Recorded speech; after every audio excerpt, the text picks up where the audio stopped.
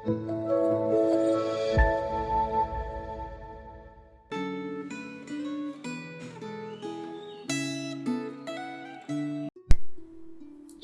berjumpa kembali para pendengar Gema. Pada kesempatan hari ini kita akan bersama-sama merenungkan firman Tuhan. Terambil dari 2 Korintus pasal yang ke-5, ayat yang pertama hingga ke-10 adalah bacaan kita pada hari ini. Saya akan membacakan beberapa ayat. 2 Korintus pasal 5 ayat yang pertama, karena kami tahu bahwa jika kemah tempat kediaman kita di bumi ini dibongkar, Allah telah menyediakan suatu tempat kediaman di surga bagi kita. Suatu tempat kediaman yang kekal, yang tidak dibuat oleh tangan manusia. Kemudian lanjut ke ayat keempat. Sebab selama masih diam di dalam kemah ini, kita mengeluh oleh beratnya tekanan. Karena kita mau mengenakan pakaian yang baru itu tanpa menanggalkan yang lama, supaya yang fana itu ditelan oleh hidup. Namun Allah lah yang justru mempersiapkan kita untuk hal itu, dan sebagai jaminannya Dia mengaruniakan roh kepada kita. Karena itu hati kami senantiasa tabah, meskipun kami sadar bahwa selama kami mendiami tubuh ini, kami masih jauh dari Tuhan. Sebab hidup kami ini adalah hidup berdasarkan iman, bukan berdasarkan apa yang kelihatan. Amin. Mari bersama-sama kita berdoa sejenak. Tuhan, biarlah firman Tuhan ini boleh kami baca, boleh masuk dalam hati dan pikiran kami, dan Engkau boleh berkarya di dalam hidup kami melalui setiap firman yang kami renungkan ini. Berkaryalah Tuhan, berbicaralah dan jadikanlah kami baru melalui firman ini. Dalam nama Tuhan kami Yesus Kristus kami bermohon. Amin. Nah, jemaat sekalian, kita hari ini merenungkan satu bagian yang menunjukkan kekuatan dari iman dan pengharapan. Iman kepada sebuah pengharapan bahwa Tuhan sudah menyediakan satu tempat kediaman di kita di surga. Nah, itu menjadi sebuah kekuatan buat kita menjalani hidup kesukaran, penderitaan. Sanggup jalan itu semua. Ada musuh, ada orang yang memberikan permasalahan, ada sakit penyakit, ada orang-orang yang mungkin menjegal kita karena iman kita. Tapi kita tetap teguh, kita tetap kuat karena kita tahu kita sedang menuju kepada kediaman di surga itu yang baik, yang luar biasa, ada hadirat Tuhan. Nah, itu menjadi sebuah kekuatan buat kita. Nah, memang ini bisa menjadi satu hal yang berbahaya kalau dimanipulasi, digunakan secara salah. Oleh sebab itu, memang kita tahu bahwa ada orang yang dijanjikan surga yang seperti ini, seperti itu ya, kemudian dengan tidak sadar ya, sadar sih tapi kemudian itu dengan nekat begitu ya, melakukan sesuatu hal untuk dapat surga itu. Ya, ada yang rela untuk kemudian mengeluarkan tabungan dia semua begitu ya, ada yang rela kemudian untuk sampai membunuh dirinya sendiri begitu, dengan sebuah keyakinan, oh nanti saya dapat surga yang lebih baik.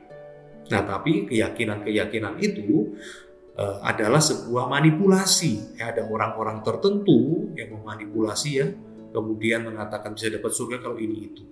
Nah, setelah itu baru kemudian nyesal ya. Ternyata akhir zamannya nggak datang gitu ya. Ternyata kemudian itu cuma tipuan ya, demi mendapatkan orang-orang yang mau mengorbankan harta dan nyawa demi kepentingan orang-orang tertentu. Nah, itu berbahaya sekali begitu. Nah, makanya di dalam sejarah itu pernah komunisme itu punya sebuah pepatah, agama itu opium, agama itu candu, membuat orang itu tidak sadar sepenuhnya sehingga bisa kemudian itu diarahkan dan dipergunakan, diperalat. Kecanduan, kehilangan kesadaran. Nah, ini agama pernah dituduhkan seperti itu. Nah, tetapi kalau kita melihat ya, memang iman dan pengharapan terhadap surga itu punya kekuatan besar bagi manusia.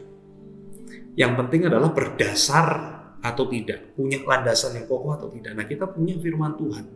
Kita punya firman Tuhan yang mengatakan bahwa ada, Tuhan itu ada. Dan Tuhan itu mau memanggil orang itu masuk ke dalam kerajaan surga, tapi tidak bisa karena dosa. Kuncinya di mana? Maka kuncinya adalah kedatangan dari juru selamat, yaitu Yesus Kristus. Firman Allah menjadi manusia. Kalau kamu percaya, maka Yesus bangkit dan Yesus mempersiapkan tempat di surga, kamu juga akan bangkit, kamu juga akan ke surga, mendapat tempat bersama dengan Allah. Nah, ini satu keyakinan yang kokoh dan benar, bukan hanya sekedar manipulasi perasaan. dan manipulasi pemikiran. Nah, maka di sini kita bisa melihat bagaimana kiranya kehidupan kita itu terus punya keyakinan ke sana. Ya, seperti gereja. Pada mulanya itu ditekan sama Romawi, ada yang kotanya dibakar, ada yang difitnah, ada yang dilempar ke tempat gladiator, baik ketemu pembunuh-pembunuh maupun ketemu binatang liar di situ. Tapi mereka tetap yakin, tetap kokoh, dan mereka mempercayakan hidup dan mati mereka kepada Tuhan. Karena mereka tahu tidak ada yang bisa memisahkan mereka dari kasih Kristus. Penderitaan, penganiayaan, bahkan kematian, mereka akan berjumpa dengan Tuhan di kerajaan surga. Nah, inilah yang menjadi kekuatan gereja walaupun disiksa, walaupun ada penderitaan, walaupun ada pembunuhan. Gereja Tuhan terus bertahan hingga saat ini. Nah, itulah bukti kekuatan dari iman pengharapan kepada kerajaan surga yang disediakan bagi orang yang percaya. Bertahan terus hingga saat ini, dan kita percaya Tuhan akan memelihara gerejanya hingga terus tahun-tahun ke depan, hingga Tuhan Yesus datang kembali untuk menghakimi segala sesuatu. Nah, Bapak Ibu, ini menjadi kekuatan kepada kita bahwa gereja yang lalu, jemaat yang lalu bertahan di dalam iman, dan mereka mewariskan iman ini terus-menerus kepada generasi yang berikutnya. Oleh sebab itu, mari kita juga punya keyakinan yang sama. Ya, tantangan ada, sakit penyakit ada, penderitaan ada, kesukaran ada, musuh-musuh yang mencoba menyandung kita juga akan selalu ada. Tapi jangan sampai kita kemudian itu menyerah, putus asa.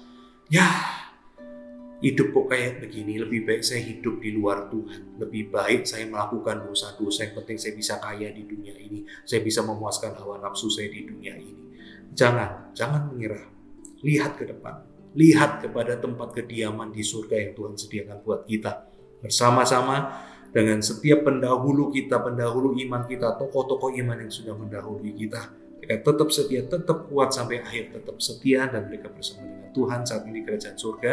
Mari kita juga gabung dengan mereka. Jangan menyerah kepada godaan dunia ini. Dan kemudian kita juga melihat, memang untuk memasuki kerajaan surga itu tidak selalu perasaannya enak. Di ayat keempat dikatakan kadangkala kita juga mengeluh oleh beratnya tekanan, kita mau mengenakan pakaian yang baru tanpa menanggalkan yang lama.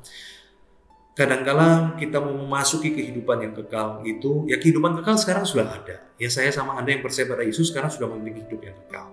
Ya, tetapi untuk kemudian masuk lebih jauh lagi, nah itu ada satu pintu yang kita sebut sebagai kematian. Nah, itu satu pintu yang tidak nyaman, kadang-kadang menakutkan ya, meninggalkan tubuh yang fana ini untuk masuk ke dalam tubuh yang berikutnya, untuk masuk ke dalam tempat kediaman berikutnya, itu tidak nyaman. Menakutkan karena kita nggak pernah mengalaminya. Tapi mari kita bersyukur karena ayat kelima mengatakan Allah mempersiapkan hal itu untuk kita, dan jaminannya Dia mengaruniakan Roh Kudus kepada kita. Jadi memang kita belum pernah menyentuh pintu kematian itu. Tapi dijanjikan kalau pintu itu dibuka, di situ ada Tuhan, di situ ada kediaman Allah. Dan jaminannya adalah nggak usah takut. Kita sekarang bisa merasa takut terhadap kematian. It's okay, itu normal sebagai manusia. Pertanyaan besarnya kan waktu nanti. Sekarang kan baru mikir, waktu nanti, kalau mau nanti. Nah, ada rasa takut ya.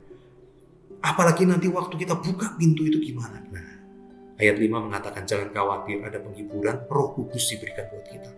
Jadi percaya, banyak kesaksian mengatakan waktu memasuki pintu itu, dari tubuh yang fana memasuki pintu surgawi, banyak kesaksian mengatakan di situ ada yang melihat Tuhan Yesus menyambut, banyak merasakan damai sejahtera, meninggal dengan tersenyum karena merasakan hadirat Tuhan. Nah, itu adalah sebuah cerita-cerita yang bisa sekali lagi menjadi sebuah penguatan buat kita.